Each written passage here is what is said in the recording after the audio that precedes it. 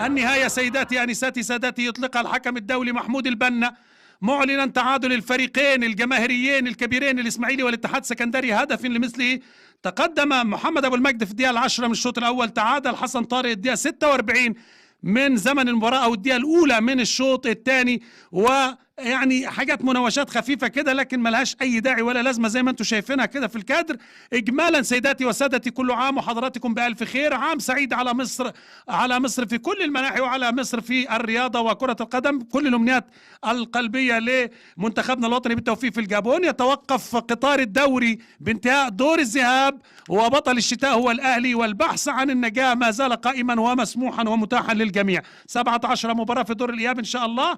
نلتقيكم مع عودة الدوري بأمان وسلام على مصرنا الحبيبة. أنقل الكلمة والصورة إلى الكابتن الإعلامي المتميز خالد لطيف مع هذه الصورة المرفوضة طبعا قولا واحدا، مرفوضة جملة وتفصيلا، والنجمين الكبيرين الكباتن عصام عبد المنعم فتحي. مبروك، دمتم في أمان الله. هذه تحياتي أشرف محمود، السلام عليكم ورحمة الله وبركاته، إلى اللقاء.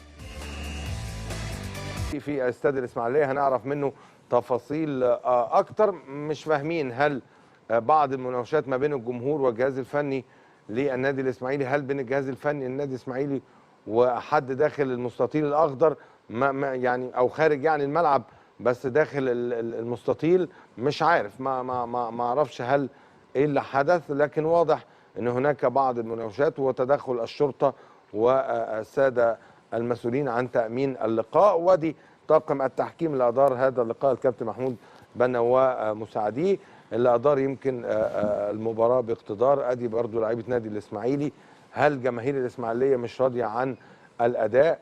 أدي يعني أمامنا ما شفناش اللقطة اللي فاتت دي،